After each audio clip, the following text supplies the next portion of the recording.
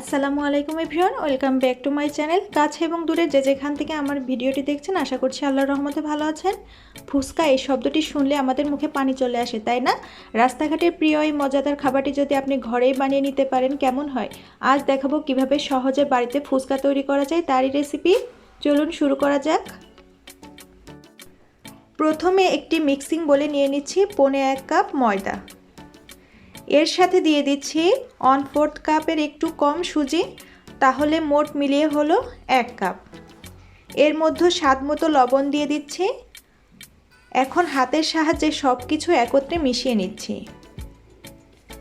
এর মধ্যে দিয়ে দিচ্ছি 1 টেবিল চামচ রান্নার রেগুলার তেল। রান্নার তেলটা দিয়ে হাতের সাহায্যে এভাবে ঘষে ঘষে সব কিছু একত্রে মিশিয়ে নিচ্ছি। সব কিছু মেশানোর পর ঠিক এমনটা হবে। এখন এর মধ্যে অল্প অল্প করে নর্মাল পানি দিয়ে একটি টাইট ডো তৈরি করে নিব।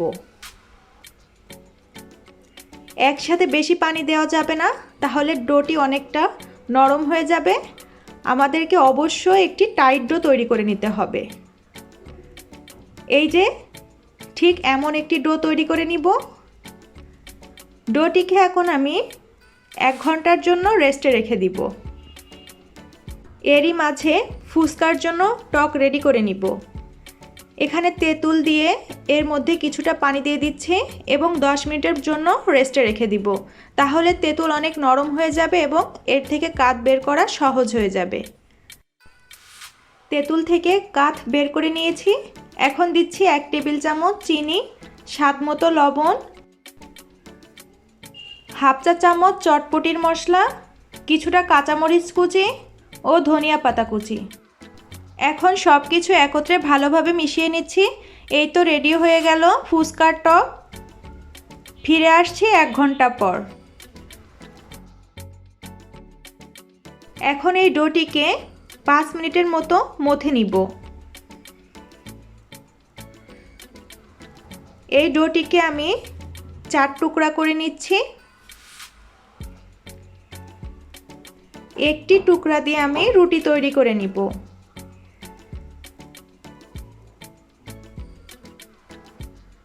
রুটিটা অনেকটাই পাতলা করে তৈরি করতে হবে।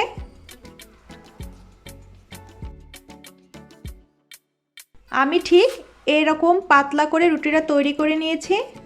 এখন মাঝ বরাবর ভাঁজ করে এভাবে সাইড থেকে লক করে দিচ্ছি। এই পর্যায়ে রুটিটা অনেকটাই পাতলা করে বেলে নিতে হবে।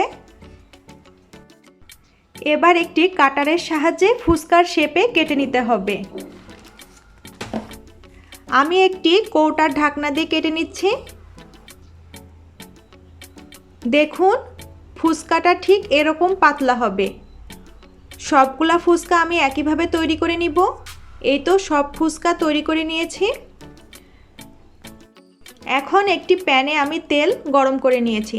তেলটা কিন্তু হাই হিটে গরম করতে হবে। ফুচকা পারফেক্টভাবে ফোলানোর জন্য তেলের তাপমাত্রা অনেক বেশি থাকতে হবে। হালকা তাপে ফুচকা দিলে ফুচকা কিন্তু ফুলবে না।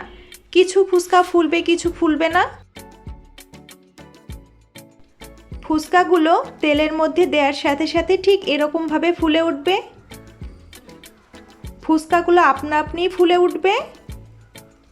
ফুচকাগুলো যখন তেলের উপর ভেসে উঠবে তখন চুলার আঁচ মাঝারি করে ফুচকাগুলো ভেজে নিতে হবে। ফুচকাগুলো কিন্তু ডিপ ফ্রাই করতে হবে, নয়তো ঠান্ডা হওয়ার পর নরম হয়ে যাবে। এরকম লালচে করে ফুচকাগুলো ভেজে তেল থেকে উঠিয়ে নিব। এই তো ফুচকাগুলো রেডি হয়ে গিয়েছে। আমি একইভাবে পরবর্তী ব্যাচের ফুচকাগুলোও ভেজে নিব। সবগুলো ফুচকাই কিন্তু মাশাআল্লাহ অনেকটাই ফুলে উঠেছে। এই তো সবগুলো ফুচকা আমি তৈরি করে নিয়েছি। এখন একটা ভেঙে দেখিয়ে দিচ্ছি কতটা ক্রিস্পি হয়েছে ফুচকাগুলো। দেখেই বুঝতে পারছেন। ভিডিওটি ভালো লাগলে প্লিজ একটি লাইক দিতে ভুলবেন না। আমি ফুচকার পুরটা রেডি করে নিব। এখানে আমি 1 কাপ ডাবলি ডাল সারা রাত ভিজিয়ে রেখে 2টা আলুর সাথে কিছুটা হলুদ, লবণ ও শুকনা মরিচ দিয়ে প্রেসার কুকারে 5 থেকে 6টা শীষ দিয়ে নরম করে নিয়েছি। এখন হাতের সাহায্যে খুব ভালোভাবে মিশিয়ে নিচ্ছি। এখন দিয়ে দিচ্ছি কিছুটা কাঁচামরিচ কুচি, পেঁয়াজ কুচি, ধনিয়া পাতা কুচি, হাফ চা চামচ চটপটির মশলা, চিলি ফ্লেক্স। এখন সব কিছু একটি চামচের সাহায্যে ভালোভাবে মিশিয়ে নিচ্ছি। কিছুটা শসাও দিয়ে দিচ্ছি। আবারও একটু নেড়েচেড়ে মিশিয়ে নিচ্ছি। এখন আমি ফুচকার ভেতরে পুরটা ভরে নিব।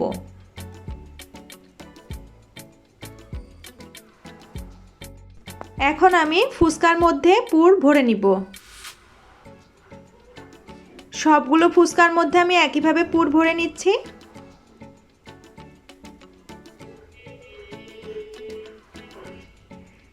এই তো সবগুলো ফুচকার মধ্যে আমার পুর ভরা হয়ে গিয়েছে। এখন উপর থেকে কিছু কাঁচামরিচ কুচি, কিছু পেঁয়াজ কুচি, ধনিয়া পাতা কুচি ও শসা কুচি দিয়ে দিলাম। উপর থেকে একটা ডিম গ্রেট করে দিয়ে দিচ্ছি। এই ছিল আজকের ফুচকার সম্পূর্ণ রেসিপি। দেখুন কত সহজে আর মজাদারভাবে ফুচকা তৈরি করা যায়। আপনারাও ঘরে ট্রাই করুন। এরকম আরও সহজ সহজ রেসিপি পেতে চাইলে আমার চ্যানেলটি সাবস্ক্রাইব করে নিতে পারেন।